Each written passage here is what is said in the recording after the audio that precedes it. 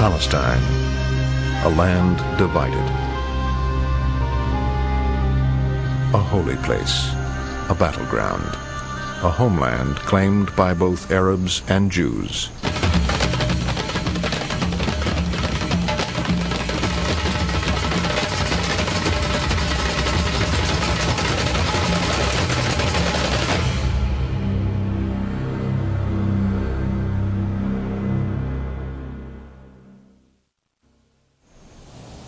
By 1947, the lines were drawn. To the Jews, Palestine is their traditional and spiritual home, the promised land. But the majority of the inhabitants of Palestine are Arabs. They too regard Palestine as their rightful home. But with the end of the war, into Palestine ports came ship after ship crammed with illegal immigrants, refugees from recent persecution in Germany, Austria, Poland, Belsen, and Dachau. The Arabs, fearful of becoming a minority, persuaded the British to limit Jewish immigration. Jewish extremists attacked British troops, wrecked government buildings, blew up trains and ships. And so Palestine remains a place of martial law, where all go their ways only under watch, where the innocent must suffer with the guilty. Great Britain had ruled Palestine for 3 decades. After years of strenuous but unavailing effort, His Majesty's government have reached the conclusion that they are not able to bring about a settlement in Palestine based upon the consent of both Arabs and Jews, and that the mandate is no longer workable. A York transport landing at Leda Airport brings delegates to the United Nations Special Committee on Palestine. The UN committee considered the partition of Palestine into a Jewish and an Arab state. On the shoulders of these delegates rests a heavy responsibility. But the Arabs did not want to talk to the committee. They wanted nothing to do with the Jews.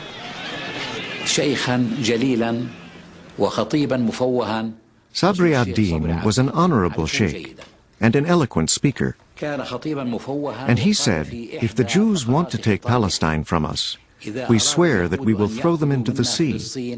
And he pointed to the Mediterranean, which was a few hundred meters from the place where we had gathered.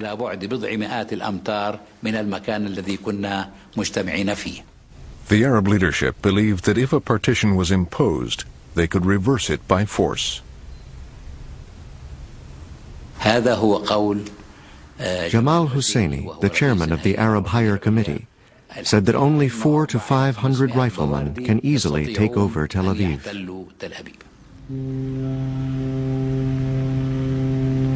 While the committee was still in Palestine, a ship called Exodus arrived in Haifa, loaded with Jewish Holocaust survivors. But now she had on board some 5,000 Jews who'd hoped to enter Palestine illegally. When she was boarded at sea by the Navy, a fierce battle was fought on her decks, resulting in many casualties on both sides. The UN committee saw firsthand the immigrants' despair when they were forced to return to Europe.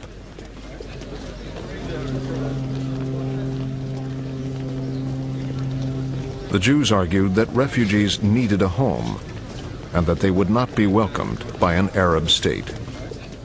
The UN committee agreed.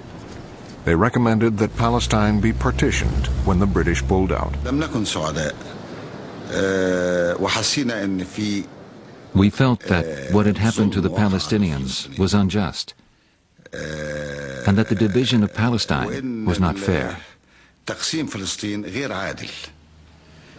The Arabs were outraged.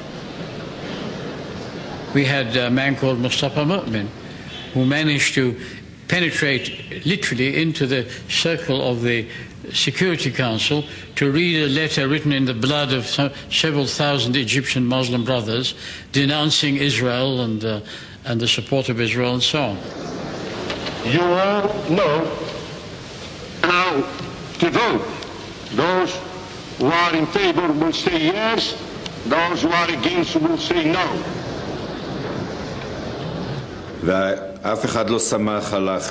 No one relied on the calculations made by the President of the Assembly. Each person held his own pencil and piece of paper and calculated whether or not there was 2/3 for the partition or not. The United Kingdom, abstain. The United States, yes. Uruguay, yes. Venezuela. And towards the end, during the last countries, USA, Venezuela, etc., we found there was 2/3. We jumped from our places with joy. We wept, we hugged, we kissed. The resolution of the DAC Committee for Palestine was adopted by 33 votes, 13 against, 10 abstentions. I was glad. I was very glad. Because for me, it was important that the UN, according to the decree of nations, was granting the Jews, I'd say the Zionists, an independent country on the land of Israel. And I thought in my heart, history is turning a huge page.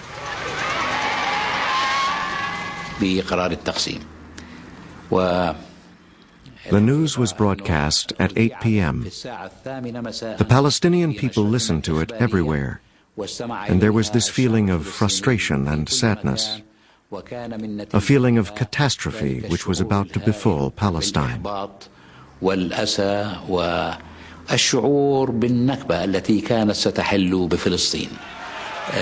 Riots and demonstrations started everywhere.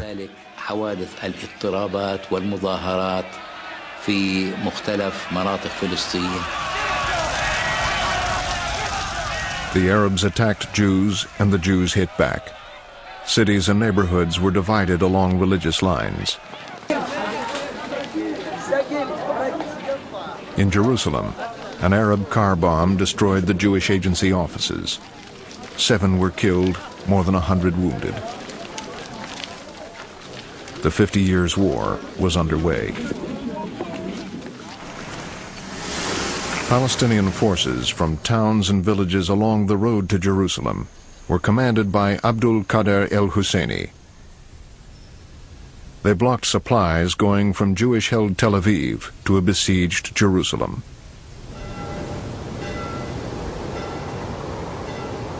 Keeping the Jews of Jerusalem supplied was the first priority of the Jewish army, the Haganah. They tried to defend the convoys.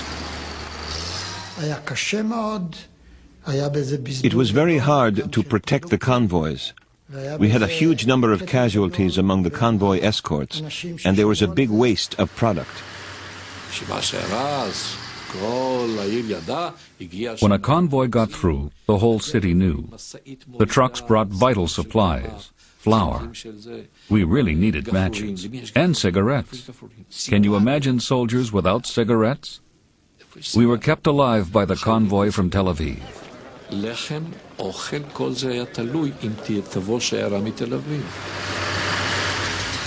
We started with military operations to make sure that the road between Tel Aviv and Jerusalem will not be endangered by the big villages or towns that were along the road, wherefrom came all the attackers on the convoys. A special Haganah brigade was formed to open the road to Jerusalem. The system was to attack the village, to give warning to the civilians, to destroy the village. And by the elimination of the villages alone and adjacent to the road, we were sure that there would be no attacks. The Jews tried to seize Kastel, a village controlling the road to Jerusalem. It was a Palmach unit, my troops, that captured the Kastel. And it was here that Abdul Qadir el-Husseini, the Palestinian leader, was killed. Enraged, Husseini's soldiers went to recover the body of their leader. The Arabs counterattacked. Our reinforcements were wiped out. It was a very black day.